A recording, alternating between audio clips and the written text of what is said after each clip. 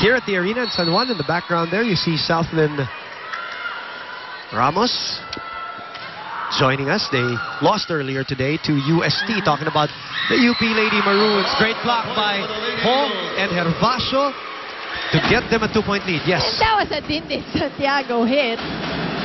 Kaya naman yung reaction natin was just, they were just so happy to block Dindin, which is very hard to do.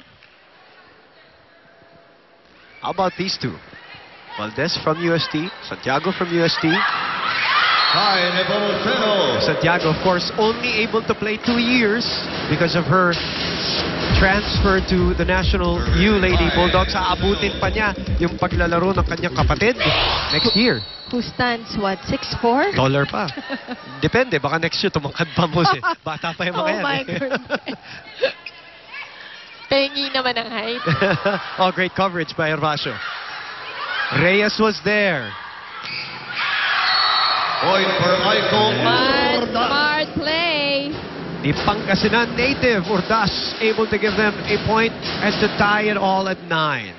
We haven't heard here from Myla Pablo yet, who has been playing so well, especially in this 2-game winning streak. 22 points the last time out. And then the previous game, she was the best player against UST. Kainglet with the high free ball. Salibad. Mali ng konti yung set. So Ateneo trying to make something out of this. That's out. Outside. But that's going to be long for Z. But Jem Ferrer with that long back set was a perfect decision for Jem. I was about to say, great idea. Kasi walang humabol na blocker. Nakita ni Jem nandito lahat ng blocker sa huling-huli na when she gave it to Z. Kaya lang gusto ni Z may blockers.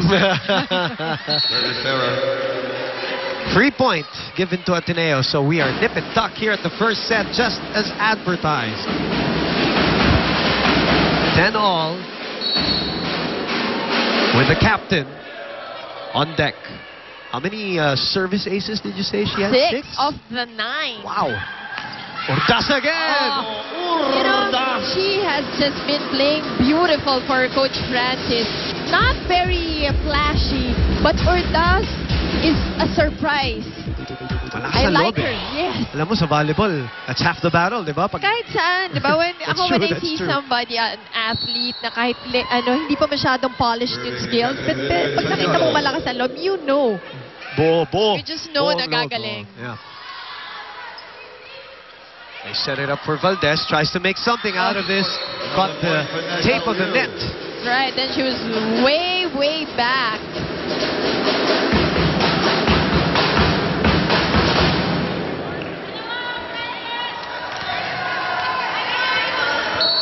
Dindin Santiago on deck.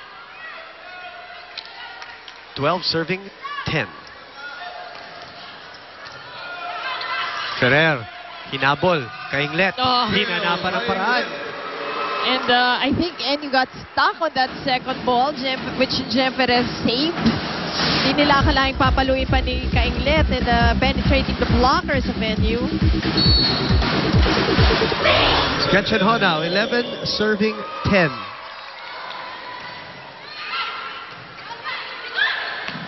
Dadang asked for it, but they went to Urdas. See how she approached that? And the more that she does that, the more that Enyu does that, the more confident they become per point. And look at this. Triple block for Urdas. Pero inaanggulo niya yung katawan niya, no? Nino, kay Jem Perez. Yun kumbaga doon niya nakitaan ng spot. Again, just to emphasize the point na these are not random plays. These are all sadya yan, yung mga ganyan. Hindi yung palo ka lang ng palo na walang direksyon. And you just know she's a thinking player. Ateneo's having problems receiving the ball. Kabila naman, lahat na iaangat, Mosey. That's right, good defense showed to us by the Lady Bulldogs. Overset. And Lazaro saves it. Phil. The adjustment. But Urdas was there. Ferrer looks at her spikers and she sees Kainglet on the other side. And Kainglet, it was really close to the net, but Kainglet with that angled hit. Dalawang beses sumilip si Jem, nakita mo yung mata niya. Yep. Kaya siguro, she took her eyes off the ball just real quick. which made her overset that, but the better attackers of the league are able to make their adjustments. That's a great serve by Phil to tie it again at 13.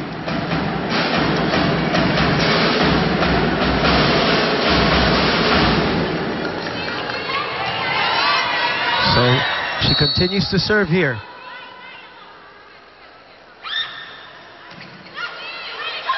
Over-received a little bit.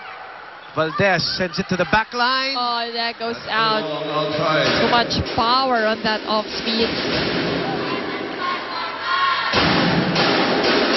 But you really like the floor defense of the Lady Bulldogs, huh? Big Ganda, improvement. eh. Big improvement. And again, And these are tall players, yeah, Mosey, too. exactly. Even you can see even Santiago diving for Yeah. the ball. Yep. Hindi lang si Jen Reyes, but of course, big part of it is Jen Reyes. But Look at that. Yep. Sa liban. Masyadong Outside. nangigil si Santiago doon sa palo na yun. Santiago, the leader so far and best scorer. Dalawa sila actually dyan sa NU eh. Sila ni Pablo. Ang two best scorers of the league so far.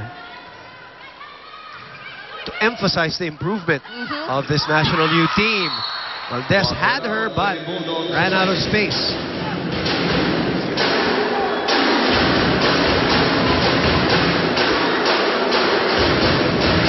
So it is the Cagayan de Oro native, Desiree Dadang, serving 15 to 14. Lazaro has had problems today so far in this first set. Now they give a free ball to NU. With Dindin Santiago and Pablo at the Oh. front line.